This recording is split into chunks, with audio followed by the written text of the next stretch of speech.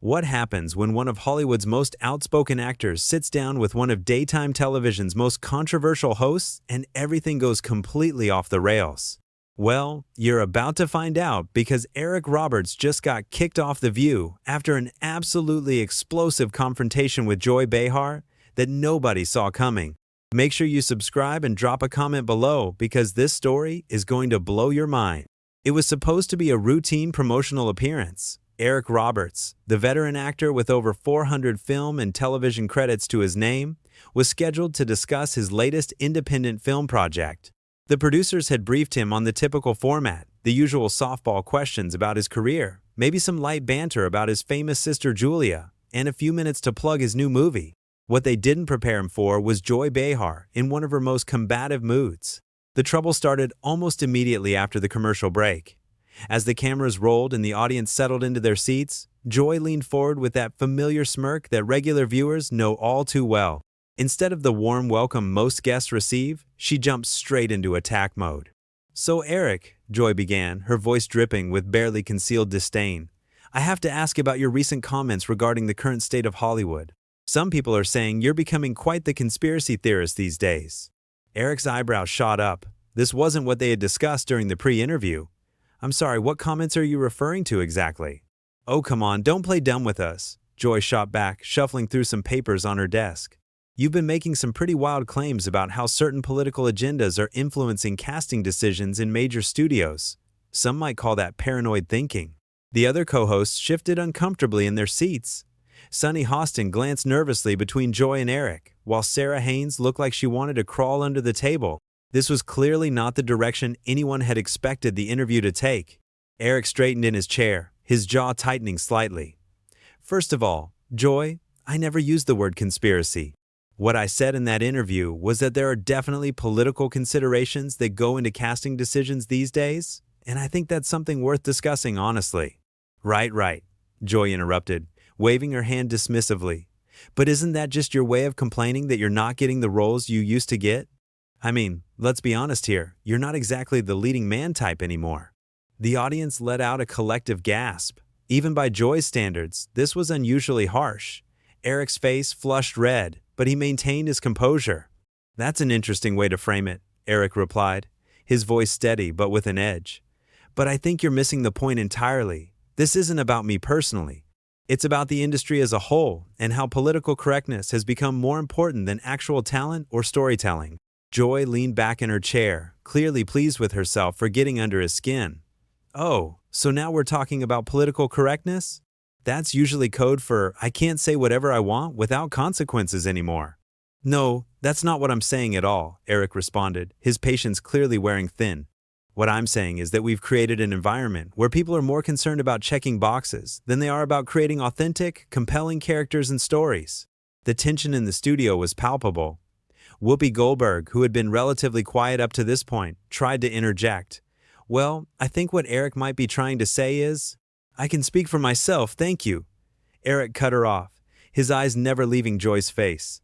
"And what I'm saying is that Joy here is demonstrating exactly the kind of close-minded thinking that's stifling creativity in this business." Joy's mouth fell open. "Excuse me? Close-minded? I think you've got that backwards, buddy. I'm the one trying to have an honest conversation here while you're spouting off about some imaginary war on talent." "Imaginary?" Eric laughed, but there was no humor in it. "Tell that to the dozens of actors and writers I know who've been blacklisted for having the wrong political opinions. Tell that to the screenwriters who've had their projects shelved because they didn't include enough diversity quotas." The co-hosts were now exchanging worried glances. This was spiraling out of control fast, and they all knew it. Joy, however, seemed to be enjoying every minute of it. "Oh, please," she scoffed. "You're talking about diversity like it's a bad thing. God forbid we actually give opportunities to people who haven't had them for decades." "That's not what I'm saying, and you know it," Eric shot back, his voice rising. "I'm all for giving everyone a fair shot, but when you start making decisions based solely on race or gender instead of merit, you're doing a disservice to everyone involved." Joy's eyes lit up with malicious glee. "So you think white men are being discriminated against now? Is that what you're telling me?" Eric stood up from his chair, towering over the panel. "You know what, Joy? This is exactly what I'm talking about. Instead of actually listening to what I'm saying, you're twisting my words and putting labels on me. This is the problem with discourse in this country right now. Sir, please sit down, one of the producers called out from off camera, but Eric ignored him. No, I'm not going to sit down and let her misrepresent everything I'm saying, Eric declared, pointing directly at Joy. This woman invited me on her show under false pretenses and is now trying to make me look like some kind of bigot for expressing legitimate concerns about the industry I've worked in for over 40 years. Joy was practically glowing with satisfaction. Well, if the shoe fits... Don't you dare, Eric interrupted, his voice like thunder. Don't you dare try to paint me as something I'm not. I've worked with people of every race, religion, and background you can imagine, and I've never judged anyone by anything other than their talent and professionalism. The audience was completely silent now, unsure whether they should be applauding or calling security. The co-hosts looked like deer caught in headlights, and the producers were frantically gesturing from behind the cameras. Joy, sensing she had pushed him to the breaking point, decided to twist the knife a little deeper. You know what, Eric? I think you're just angry that Hollywood has moved on without you. The industry doesn't need angry old white men telling everyone else how things should be done anymore. That was the final straw. Eric's face went completely white, then deep red. For a moment, the entire studio held its breath, waiting to see what would happen next. When he finally spoke, his voice was low and dangerous. Did you just call me an angry old white man? Eric asked, his words cutting through the silence like a blade. After everything I just said about not judging people based on their race or gender, you just reduced me to exactly that? Joy shrugged, completely unbothered by the nuclear bomb she had just detonated. Well, if you're going to act like one, I'm going to call it like I see it. Unbelievable, Eric muttered, shaking his head. You know what, Joy? You want to talk about anger? Let me tell you what makes me angry. What makes me angry is sitting across from someone who claims to be a champion of tolerance and equality while simultaneously being the most intolerant, prejudiced person in the room. The other co-hosts were now frantically trying to regain control of the situation. Sonny jumped in desperately. Maybe we should take a step back here and... No, Eric cut her off again, his attention laser-focused on Joy. I want to finish this conversation. Because Joy here just perfectly illustrated everything that's wrong with the current state of discourse in this country. She invites me on her show, ambushes me with questions that have nothing to do with why I'm supposed to be here, twists everything I say to fit her narrative, and then when I defend myself, she resorts to racial and age-based insults. Joy rolled her eyes dramatically. Oh, please, you're being way too sensitive. I was just making an observation. An observation? Eric's voice cracked with incredulous laughter. You just dismissed everything I said based on my race, my gender, and my age, and you call that an observation? How is that any different from the discrimination you claim to be fighting against? Because it's not the same thing, Joy replied with infuriating smugness. When marginalized groups speak up, they're fighting for equality. When privileged groups complain, they're usually just whining about losing their advantages. Eric stared at her in complete disbelief. Did you really just say that? Did you really just tell me that my opinions don't matter because of the color of my skin? That's not what I said. Joy backtracked slightly, sensing she might have gone too far even for her standards. That's exactly what you said, Eric fired back. You literally just told me that my perspective is invalid because I'm white and male. How is that not racism and sexism? Whoopi tried once again to mediate. Look, I think we're all getting a little heated here. Maybe we should... Heated? Eric whirled around to face her. Whoopi, with all due respect, your colleague just told me that my voice doesn't matter because of my demographics, and you think the problem is that we're getting heated? Joy, apparently deciding that she hadn't dug herself deep enough into this hole, chose that moment to double down. You know what, Eric? Maybe if you spent less time complaining about imaginary problems and more time actually listening to people who face real discrimination, you might understand why nobody wants to hear your victim complex. The audience collectively gasped again. Even some of the production crew members were shaking their heads in disbelief. Sarah Haynes looked like she was about to burst into tears, and Sonny was frantically scribbling notes, probably trying to figure out how they were going to explain this to the network executives. Eric slowly turned back to face Joy, his expression now one of complete contempt. My victim complex? Lady, you've spent the last 10 minutes attacking me personally because I dared to suggest that maybe, just maybe, the industry I've worked in my entire adult life has some problems that are worth discussing honestly. And I've spent the last 10 minutes trying to get you to acknowledge that your problems are not the same as real discrimination, Joy shot back. Real discrimination? Eric's voice was now shaking with rage. You mean like judging someone's opinions based on their race and gender? You mean like dismissing someone's experiences because they don't fit your political narrative? You mean like exactly what you've been doing to me for the past 10 minutes? Joy opened her mouth to respond, but Eric wasn't finished. You want to talk about privilege, Joy? Let's talk about the privilege of sitting behind that desk and thinking you can treat your guests like garbage just because you disagree with them. Let's talk about the privilege of having a platform that reaches millions of people and using it to spread your toxic brand of divisiveness. Let's talk about the privilege of thinking you're morally superior to everyone who doesn't share your exact worldview. The studio was dead silent except for the hum of the cameras. Joy's confident smirk had finally started to fade as she realized that Eric wasn't backing down. You know what really gets me? Eric continued, his voice now calm but filled with steel. You started this interview by calling me a conspiracy theorist for suggesting that political considerations influence casting decisions. But what you've proven here today is that you can't even have a civil conversation with someone without immediately resorting to political attacks and personal insults. Joy tried to regain her composure. Look, Eric, I think you're taking this way too personally. Too personally? Eric interrupted with a bitter laugh. Joy, you've spent the last 15 minutes personally attacking me based on my race, my age, my gender, and my career. How exactly am I supposed to take that? I was just trying to challenge your assumptions, Joy replied weakly. No, you weren't, Eric said firmly. You were trying to humiliate me on national television because I said something that didn't align with your political beliefs. And when I pushed back, you resorted to the exact kind of discrimination you claimed to oppose. The tension in the room was so thick you could cut it with a knife. The producers were now openly gesturing for someone to do something, anything, to end this disaster before it got any worse. But Joy, in what would prove to be the biggest mistake of her career, decided to escalate one more time. You know what, Eric? I think we've heard enough of your privileged whining for one day. Why don't you take your hurt feelings and your outdated opinions and— She never got to finish that sentence. Eric stood up so fast, his chair rolled backward and crashed into the wall behind him. His face was a mask of controlled fury as he pointed directly at Joy's face. Don't you ever, and I mean ever, speak to me like that again? He said, his voice deadly quiet. I came here as your guest, and you've treated me with nothing but disrespect and contempt from the moment I sat down. The security guards were now moving toward the set, but Eric wasn't done yet. You want to know what privilege really looks like, Joy? It looks like thinking you can insult and degrade people on national television and face no consequences for it. Well, guess what? Today you picked the wrong person. Joy, finally realizing she had pushed things too far, tried to backtrack. Eric, maybe we should just— No, Eric cut her off one final time. We're done here. I wouldn't stay on this show for another second if you paid me. Eric began removing his microphone, his movements deliberate and controlled despite the rage burning in his eyes. The entire studio watched in stunned silence as he carefully unclipped the device from his shirt.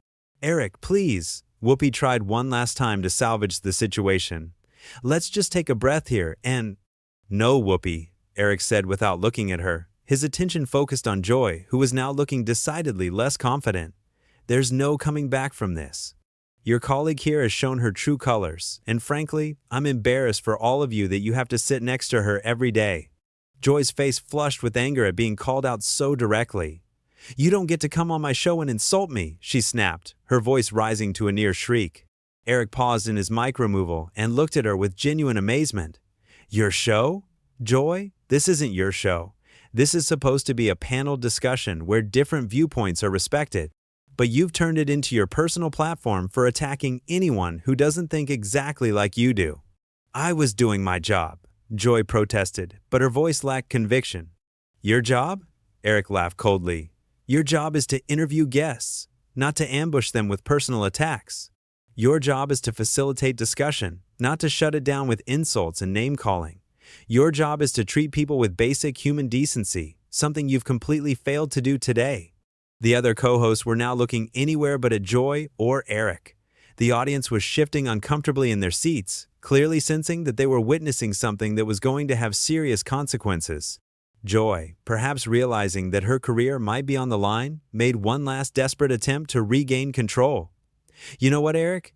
If you can't handle a little pushback on your controversial opinions, maybe you shouldn't be doing interviews. That comment sealed her fate. Eric slowly placed his microphone on the table in front of him and turned to face Joy with a look of such complete disdain that she actually recoiled in her chair. "A little pushback?" he said, his voice barely above a whisper but somehow carrying to every corner of the studio. "Joy, you called me an angry old white man. You told me my opinions don't matter because of my race and gender. You accused me of having a victim complex for defending myself against your attacks. You've been nothing but hostile and disrespectful from the moment this interview started." He gestured toward the audience and cameras. "And you did all of this in front of millions of people, thinking that your position behind that desk gives you the right to treat your guests like garbage." Joy opened her mouth to respond, but Eric held up a hand to stop her. "I'm not finished," he said firmly.